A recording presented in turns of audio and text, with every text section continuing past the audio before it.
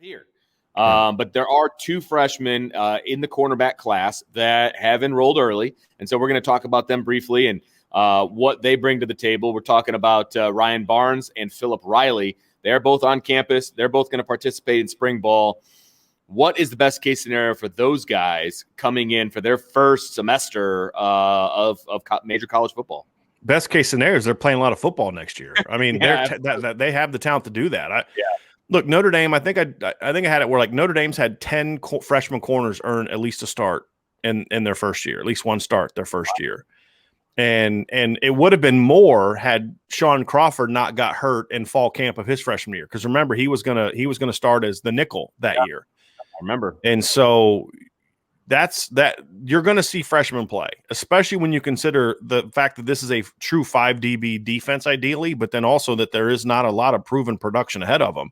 Sure. They're going to get a chance to play. Just how much, we'll see. Can one of them become a starter? We'll see. Sure. Ryan Barnes, to me, is one of the most intriguing prospects, and we had a video and an article about him, so I'm not going to spend too much time on that one because check those out. We even had a standalone podcast where we talked about him. So check that out. He is my super sleeper in this class. I think he's going to end up being a tremendous football player at Notre Dame. I won't be shocked at all if he's their best cornerback by the end of the year. Wow. I'm not predicting it. Well, I'm predicting he's going to be he's going to play a lot. I'm predicting he's going to play a lot. I'm not going to be shocked if he's that by the end of the year. Philip Riley is a unique player. This is the most physically ready to play cornerback I've ever seen Notre Dame sign. This is a kid who's legit 190 pounds. He looks like a college senior, not a high school senior, just as far as just muscular and strong and physical. I watched a game from him this year where he was literally like body slamming corners or receivers at the line of scrimmage. I mean, and not like in a cheap way, but he was just so strong that he could kind of just lift them up and put them on their backs, and he's really physical at the line of scrimmage. He's fast. He's a lot faster than you might think. He's a little tight in the hips, which is my one concern. But that hip tightness isn't so much that it's like, well, he can't play corner. It's just he's going to have to really be fundamentally sound. But he's physical. He's competitive. He's a hard worker. He's a guy that wants to be great. He's a guy that's really hungry. And he's a guy that, to me, has the football IQ to play early. So there's nothing he doesn't have physically and mentally that should keep him from playing as a freshman. It's just about, can you put it all together and go beat guys out? And so that's the key for him. And he's an intriguing player because there's a lot of talk about him playing safety, and I think he could do it. He's a smart player. He's athletic enough. He's got range to play safety, and he's physical. Yeah. But he's a guy that I'm also kind of have my eye on is, could he be that third safety type player? Type. Yeah. In there. Because again, remember, in an ideal form, Marcus Freeman would like to have a true 4-2-5, not to where you've got like a hybrid linebacker.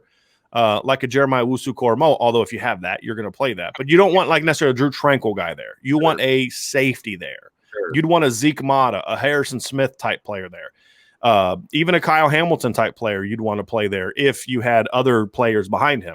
So you want that kind of player there, and it doesn't have to be a tall guy. It needs to be a guy that can play the run and be physical and handle tight ends, but also athletic enough to throw slots. Philip Riley can be that guy. Yeah. And when you look at his strength, I mean, not just weight room strength, right? Like, that. Like, there's guys who are just weight room strong. Then you get on a football field, they can't push anybody around. You just watch him hit people with his hands, and you're just like Dre Bly was this way.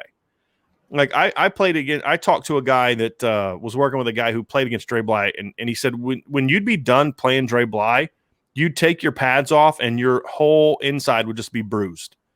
Because he was just so, number one, he was great with his hands, but he just had such powerful hands and such strong hands that when he hit you, it's like it did a little something different than when other corners would just kind of get their hands on you.